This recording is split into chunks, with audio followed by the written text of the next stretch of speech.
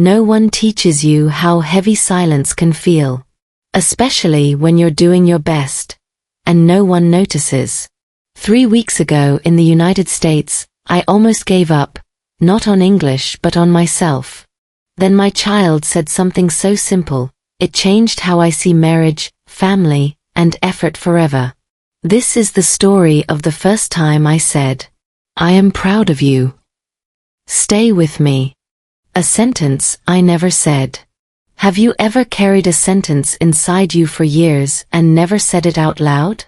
Just 4 simple English words, "I am proud of you." This video is not really about learning English faster. It is about why such a small sentence can quietly save a marriage, a family, and the motivation of someone who feels tired and invisible in America. If you feel stuck, exhausted, or close to giving up because no one seems to notice your effort, my story from the last 3 weeks might feel uncomfortably familiar. 3 weeks ago, I was standing in a small kitchen in the United States. Late at night. Dim yellow light. That kind of silence that feels heavier than noise. I had just finished practicing some very basic English for the next day, phrases like "it's okay" or "take your time." Simple, right? But here is the strange part. I could say those sentences easily to strangers. Yet I could not say a single sentence of appreciation to the person standing next to me every day. There is a quiet psychological truth most people never talk about. People don't quit because things are too hard. They quit because their effort feels unseen. Your brain is extremely sensitive to recognition. When it receives no positive signal, it slowly switches into energy-saving mode. In real life, that looks like emotional shutdown. That was exactly what was happening in my marriage. No dramatic fights. No loud arguments. Just silence. No one saying, "I see how hard you are trying." Living in America, everything requires language.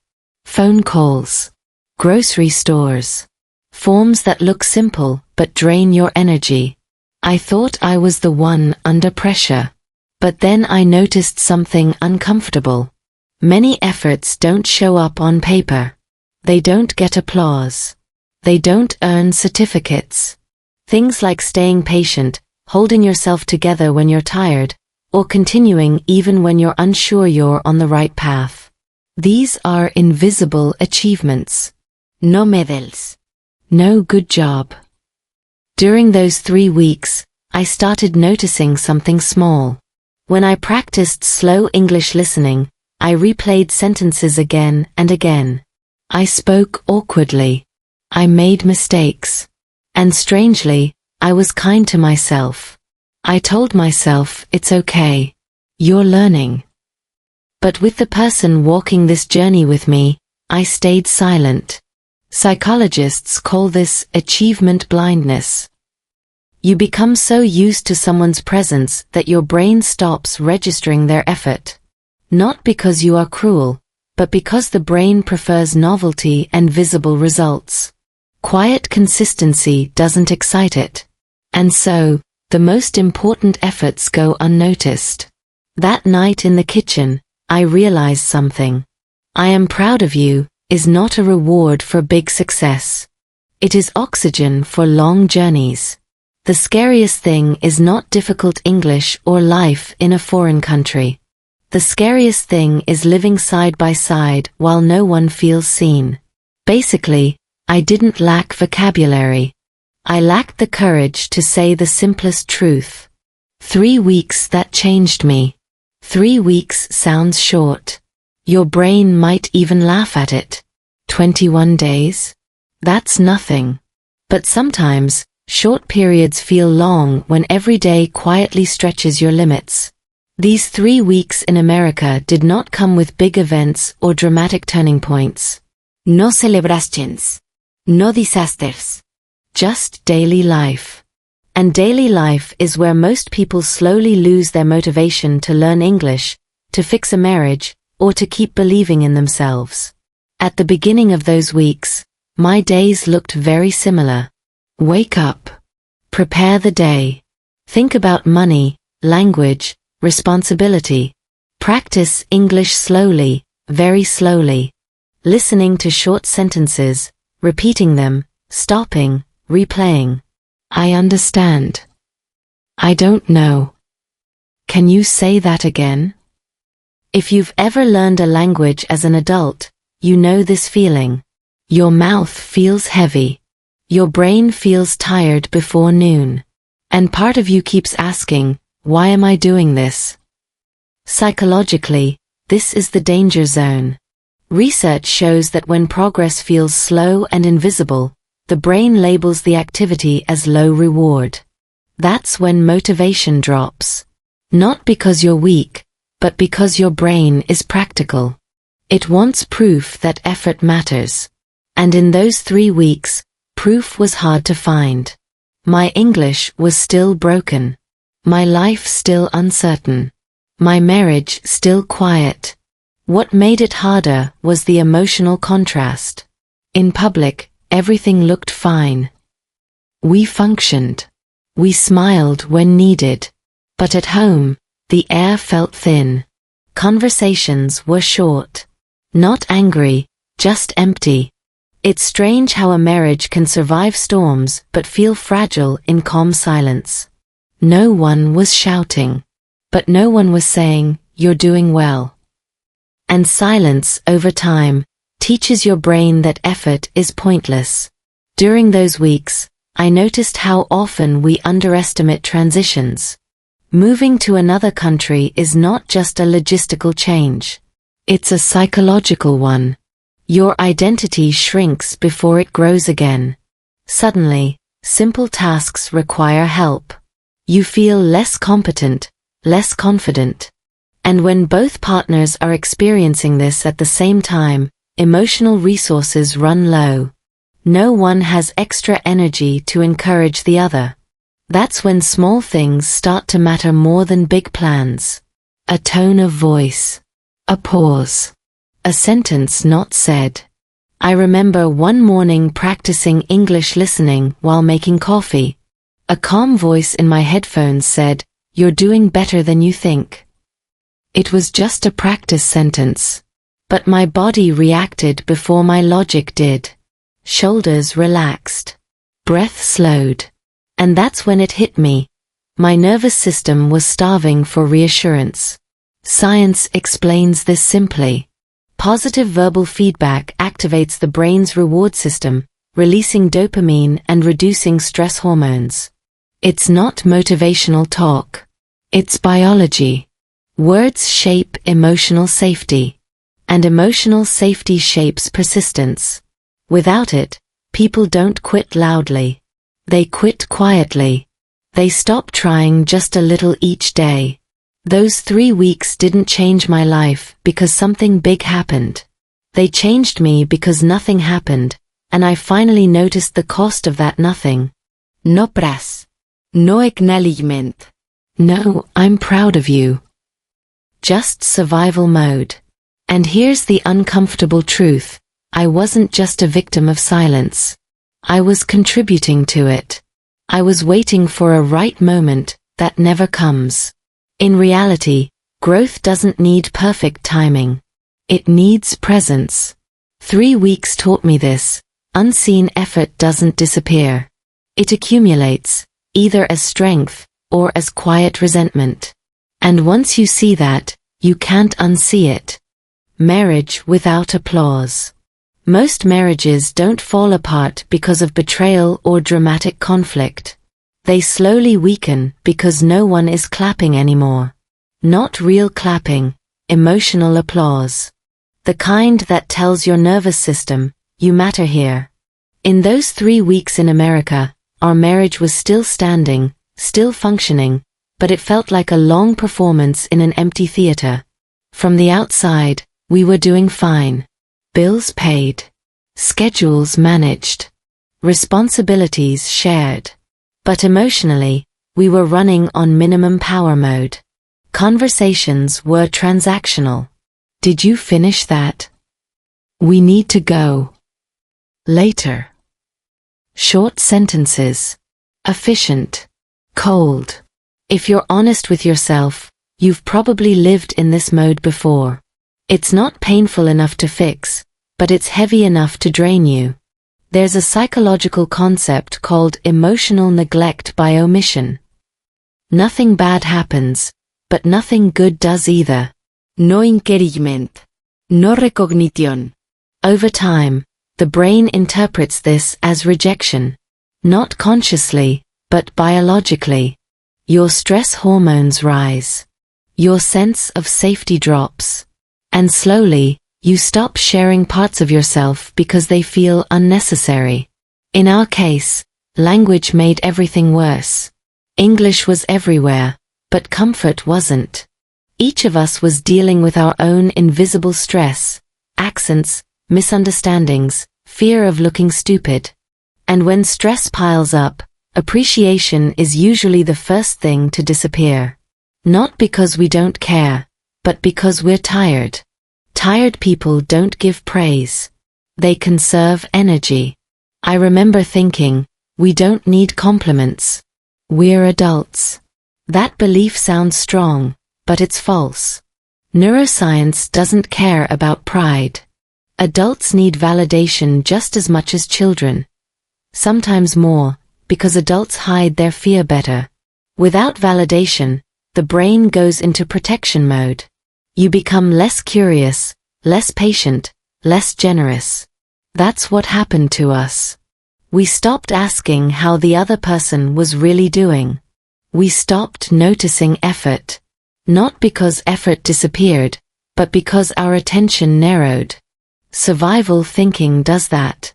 It makes your world smaller. And when your emotional world shrinks, love feels less like warmth and more like duty.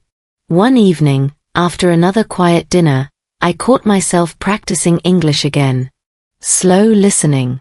Repeating a line, I appreciate you. Just a practice sentence. But something inside me resisted it.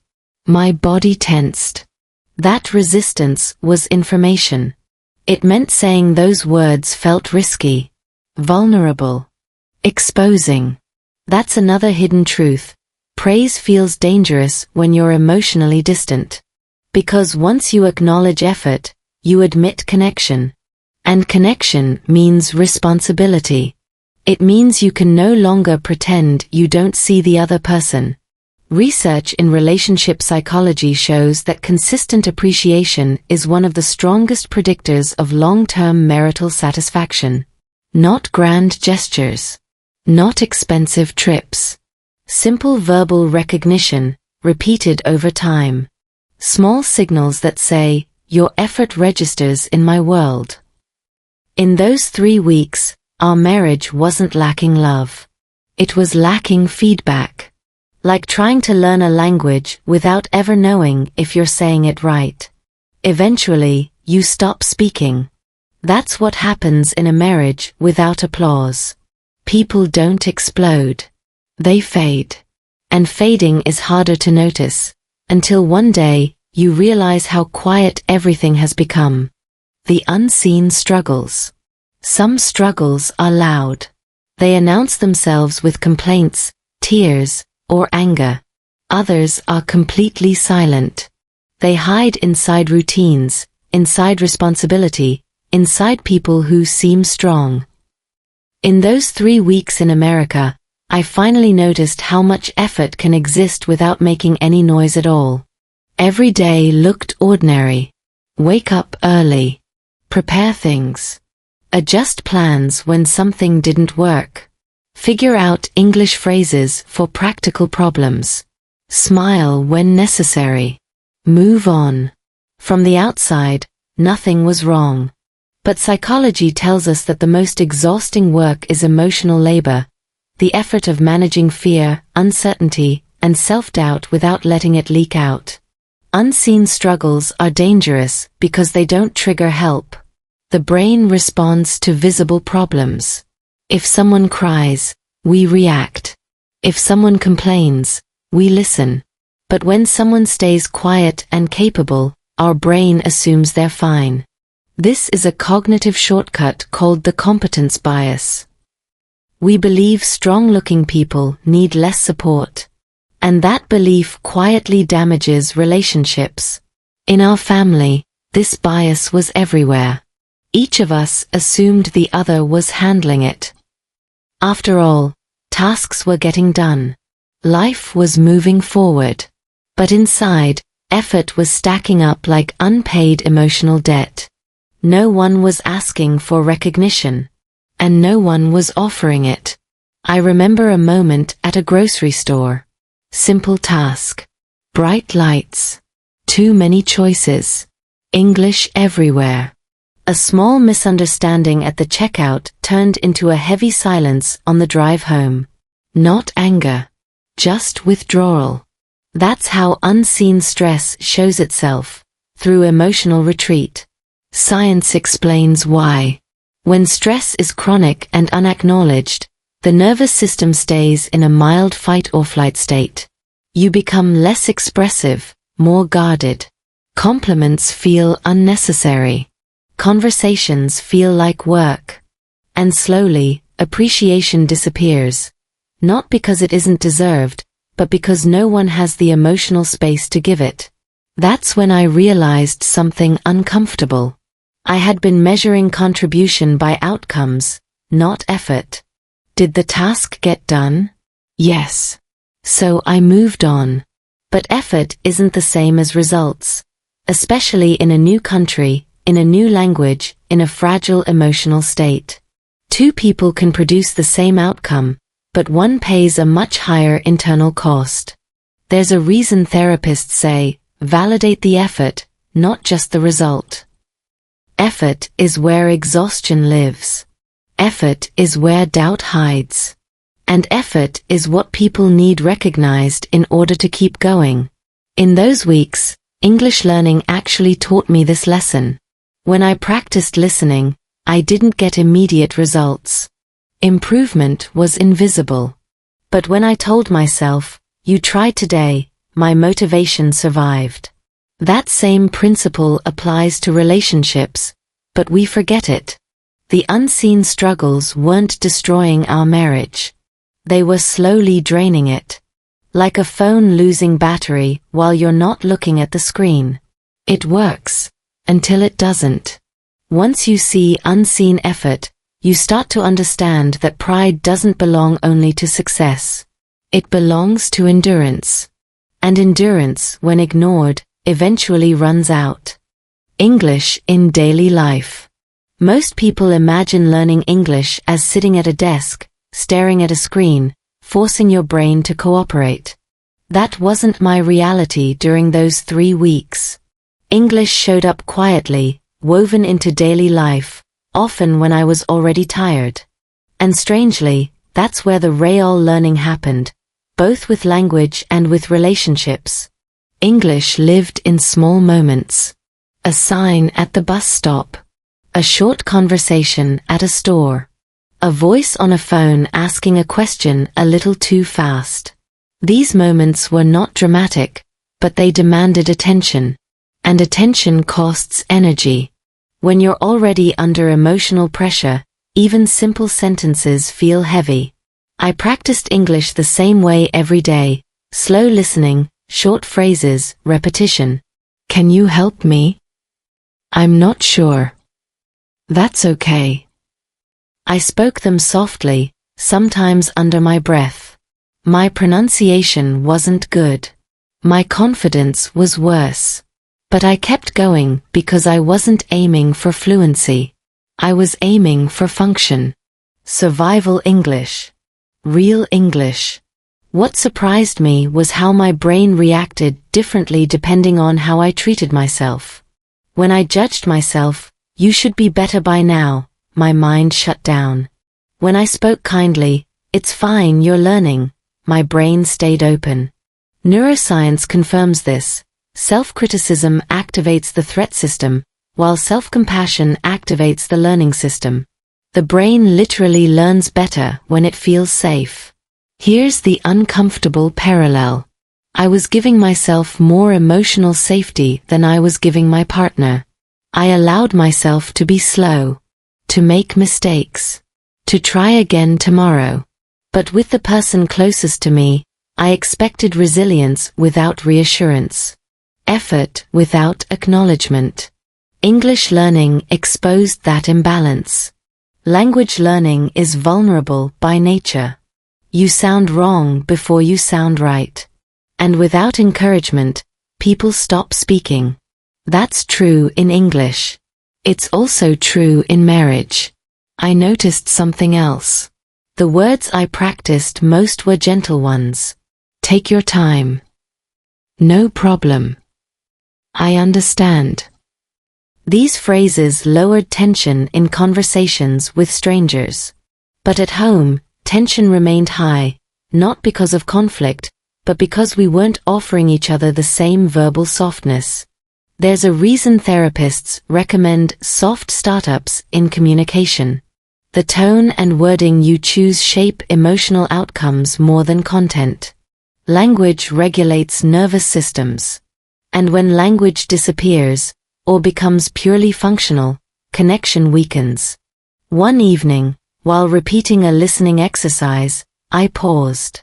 The sentence said, "I appreciate what you do." My first reaction wasn't warmth. It was resistance.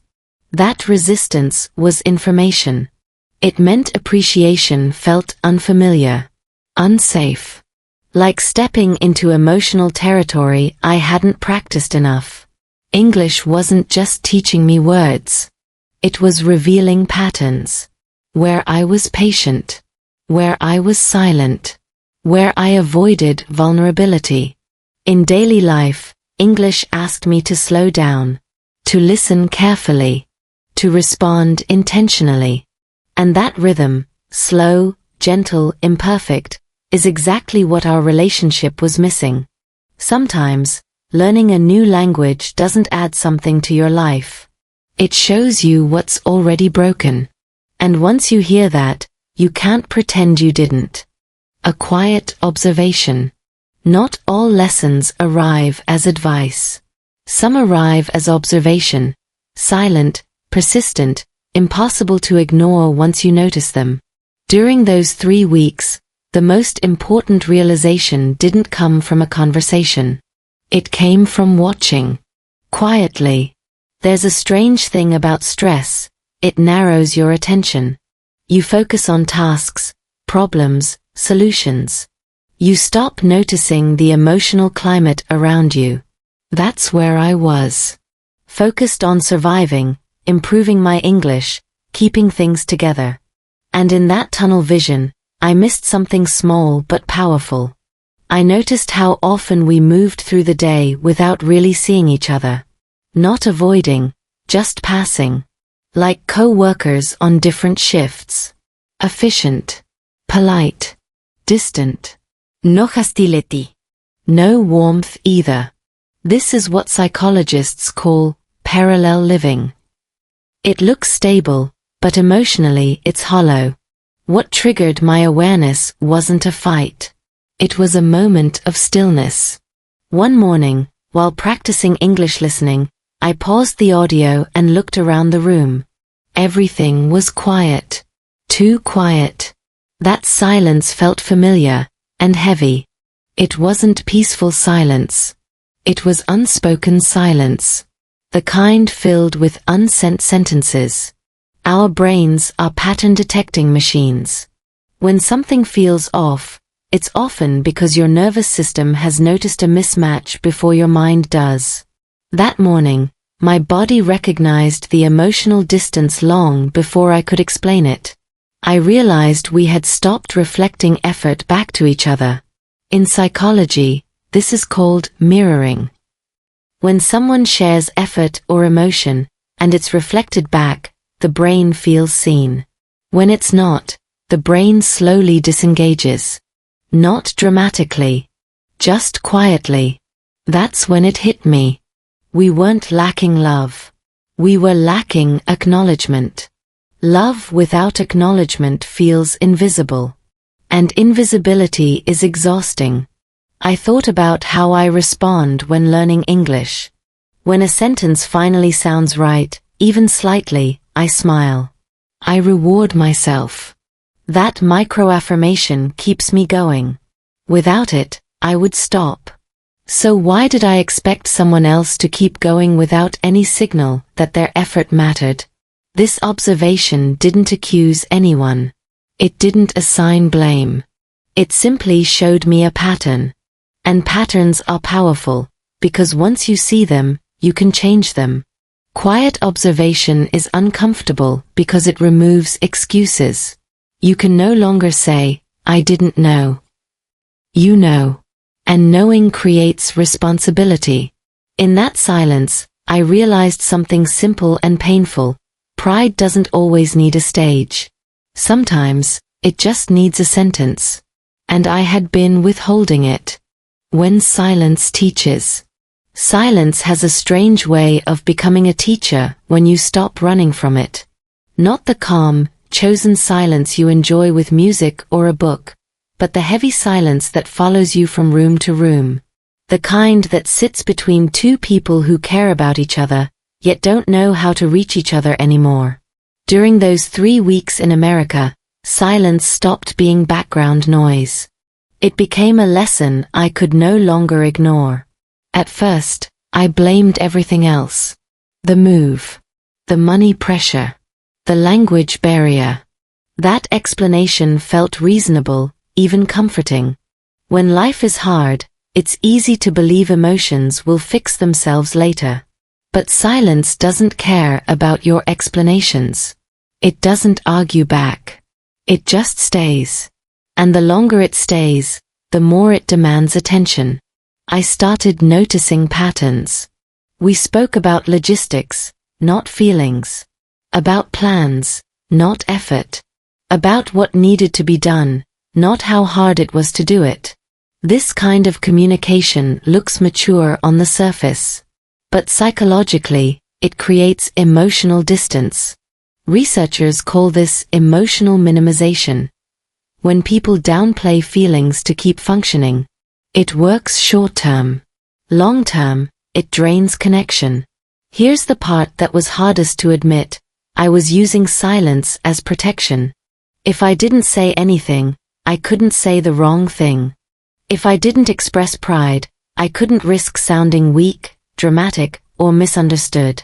My brain labeled silence as safe. And brains love safety, even when it slowly suffocates you. Neuroscience explains this clearly. When emotional uncertainty is high, the brain's threat system becomes more active. You become cautious. You avoid vulnerability. Silence feels neutral, and neutrality feels safe. But relationships don't grow in neutral. They grow in signal, in words, tone, acknowledgement. While learning English, I couldn't hide behind silence. Every practice session forced exposure. Mispronunciation. Hesitation. Mistakes. And yet, I kept going. Why? Because the environment allowed imperfection. English learning gave me permission to be clumsy without shame. That contrast hit hard. I allowed myself to be imperfect with a new language, but I expected emotional perfection in my marriage. No awkward words. No risky sentences. Just silence. One night, while repeating a slow listening exercise, I heard a sentence again and again. You did your best. My body reacted before my thoughts did. Tight chest. Slow breath. That reaction wasn't random. It was unmet need. Words can do that. They bypass logic and go straight to the nervous system. Psychologists say that verbal affirmation regulates emotional stress. It lowers cortisol. It increases trust. Silence does the opposite when it replaces connection. Over time, people don't feel angry, they feel irrelevant. And irrelevance is one of the fastest ways to lose motivation, whether in learning English or staying emotionally invested in a relationship. Silence had been teaching me avoidance. English was teaching me courage. Courage to sound imperfect. Courage to say something simple. Courage to risk sincerity. That's when I understood, silence is not empty. It is active. It shapes the emotional climate every day you allow it to remain. I didn't need better timing. I didn't need better English. I didn't need life to calm down first. I needed to interrupt the silence. Because silence, left alone, doesn't heal. It only waits until someone is brave enough to speak. And this time, that someone had to be me. The first proud moment. The first time I said it, my voice came out softer than I expected. Not because I doubted the words, but because my body had never practiced carrying them before. I am proud of you. 4 simple English words. Elementary level grammar. The kind of sentence you learn early when studying English. And yet, emotionally, it felt advanced. Almost foreign. Nothing dramatic happened after I said it.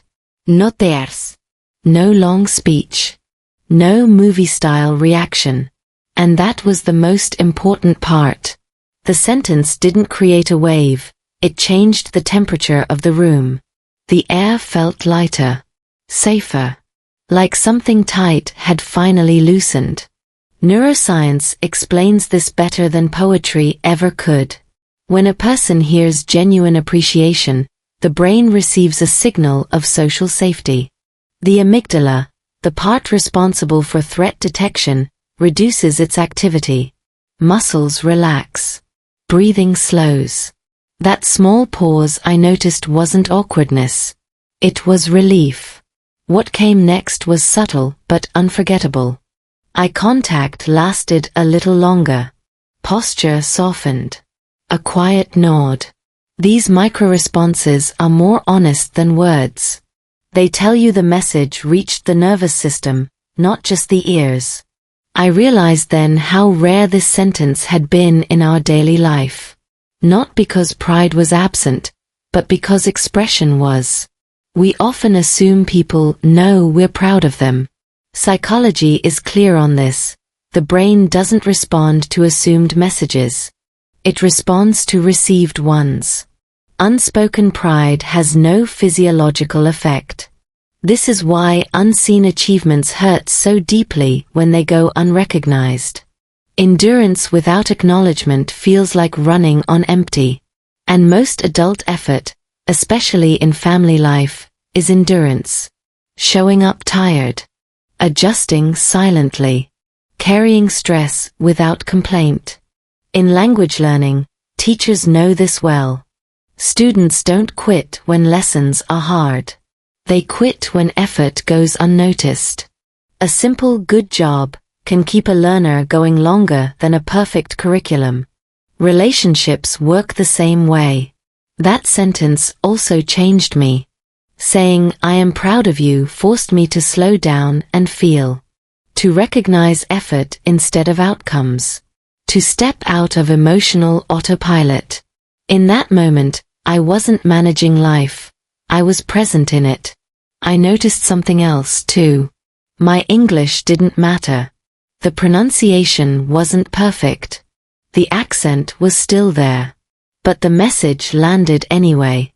Because emotional clarity doesn't require linguistic perfection. It requires sincerity. That moment didn't fix everything. Stress didn't disappear. Challenges didn't shrink. But something fundamental shifted. The space between us became less guarded. More human. The first proud moment isn't about celebration. It's about permission. To rest, to continue, to believe effort counts. And once that permission exists, everything else becomes possible.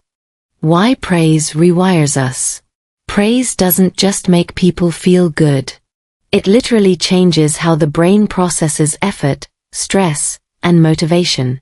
That may sound like a motivational slogan, but it's actually basic neuroscience. In those 3 weeks, I watched this shift happen quietly, without speeches, without promises, just through one honest sentence said at the right time. When a person receives sincere praise, especially after sustained effort, the brain releases dopamine. Dopamine is not simply the happiness chemical. It is the brain's learning signal. It marks an experience as worth repeating. This is why encouragement is more effective than pressure. Pressure activates survival systems. Praise activates growth systems. Before that moment, our days felt heavy. Not chaotic. Not dramatic. Just heavy. Every task seemed to cost more energy than it should. After that moment, the tasks didn't disappear, but the weight shifted. The same responsibilities felt more manageable. That's what emotional validation does. It redistributes internal load. This matters deeply in language learning. Studies show that when learners feel evaluated or judged, the brain's threat response increases. Working memory capacity decreases. Speech becomes harder. Mistakes feel dangerous. But when learners feel emotionally safe, the brain stays flexible. Errors become information, not failure. Learning accelerates. Relationships follow the same neurological rules. Appreciation tells the nervous system, you are safe here. And safety is not comfort, it's permission. Permission to stay open. Permission to keep trying. Permission to not give up. What surprised me most was how quickly this rewiring happened. Not because praise is powerful on its own, but because the brain had been deprived of it. Like dry soil absorbing water instantly. The system was ready. Another important detail, praise works best when it recognizes effort, not personality. Saying, you are amazing feels good. Saying, I see how hard you tried creates trust. Effort-based praise strengthens resilience. It tells the brain that persistence matters, even when results are unclear. This explains why unseen achievements hurt so deeply. It's not about ego or needing approval. It's about unfinished feedback loops. Effort without acknowledgement leaves the brain confused. Should I continue? Does this matter? Over time, confusion turns into withdrawal. Once I understood this, many things made sense. Why people stop learning languages halfway. Why marriages grow quiet without conflict. Why motivation fades even when love remains. Praise rewires us because it reshapes expectation. The brain stops bracing for indifference and starts anticipating connection. And anticipation shapes behavior more than intention ever will. That's why the smallest sentence can carry the heaviest impact. Because it speaks directly to the system that decides whether we keep going, or slowly stop. Learning like a family. Most adults try to learn English alone, quietly, as if struggling is something to hide. We close the door, put on headphones, and fight through lessons in isolation. During those 3 weeks, I realized how unnatural that actually is. Humans are social learners. Our brains were shaped by shared effort, not silent endurance. And when English entered our family life, something shifted, both in learning and in connection. We never announced a family English plan. It happened naturally, in fragments. A short phrase at breakfast. A question in the car. A simple sentence while solving a small problem. These moments didn't feel like studying. They felt like living. And that distinction mattered more than I expected. I intentionally slowed everything down. Instead of chasing complex grammar or long conversations, I focused on sentences that carried emotional weight. It's okay. We'll figure it out. Take your time. These phrases weren't chosen for fluency. They were chosen for function. They reduced stress. They kept conversations moving. And because they mattered emotionally, the brain held on to them. Cognitive science explains this clearly. Information tied to emotional relevance is encoded more deeply in memory. Neutral content fades quickly. But language linked to safety, reassurance, or shared experience sticks. That's why children learn faster in supportive environments. And that's why adults struggle when learning feels lonely or evaluative. Learning together changed the emotional tone. Mistakes stopped feeling personal. When everyone mispronounced something, no one felt embarrassed. Laughter replaced tension. That psychological safety mattered more than any technique. Safety keeps the learning system open. I also noticed how encouragement changed repetition. Repeating sentences alone felt exhausting. Repeating them together felt grounding. The brain loves predictable support. When support is present, repetition feels like practice. Without it, repetition feels like failure. This approach didn't make us fluent. There were still pauses. Still confusion. Still wrong words. But it created consistency. And consistency is the real engine of language learning. Not motivation. Not discipline. Just the ability to show up again without fear. Learning like a family also reshaped our relationship. English became a shared challenge instead of a private burden. And shared challenges create bonding. They turn me versus the problem into us versus the problem. That's the lesson I wish I had learned earlier. Progress doesn't need pressure. It needs permission, to be slow, to be imperfect, to be human. When learning feels safe, it becomes sustainable. And sustainability is what carries you forward. A softer marriage. Something unexpected happened after that sentence entered our daily life. The marriage didn't suddenly become happier, more romantic, or easier. Instead, it became softer. And I learned that softness is not weakness. It's flexibility. It's the ability to absorb pressure without cracking. Before, our relationship felt tight. Like a muscle held in constant tension. We functioned. We handled responsibilities. But emotionally, we were braced. Conversations were efficient, not warm. We spoke to solve problems, not to connect. It felt like we were both holding our breath while life kept demanding more. Once effort began to be acknowledged, something subtle shifted. The nervous system relaxed. And when the nervous system relaxes, people change without trying to. Tone lowers. Pauses appear. Listening becomes possible again. Psychology explains this clearly.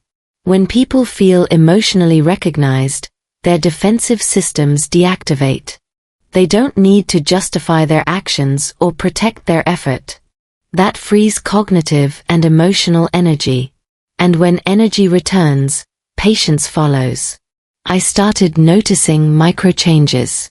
A softer response to stress. A slower reaction to mistakes. Small moments of humor where there had been none. These details might sound insignificant, but they are the real indicators of relational health. Big gestures impress. Small shifts sustain. One evening, while practicing English listening again, something felt ironic. We were communicating better using simpler language. Short sentences. Clear tone. Less interpretation. I understand. That was hard. Thank you for trying. This is beginner English, but emotionally, it's advanced communication. There's research supporting this. Clear, low-complexity language reduces misinterpretation under stress. When emotions run high, simple words land better. Complex explanations often escalate tension. Simplicity creates safety. Our marriage became softer because the emotional load was shared, not hidden. Appreciation didn't erase difficulty. It made difficulty visible, and therefore manageable. Softness didn't mean we avoided hard topics. It meant we approached them without armor. And armor, when worn too long, becomes heavy. That's the part no one tells you. Strength without softness eventually turns into distance. But softness allows strength to rest. A softer marriage doesn't shout. It breathes. And in that breathing space, connection finds its way back. The achievement no one claps for. Here is a truth that almost no one celebrates out loud. The most important achievements in life rarely receive applause. There is no stage. No certificate. No announcement.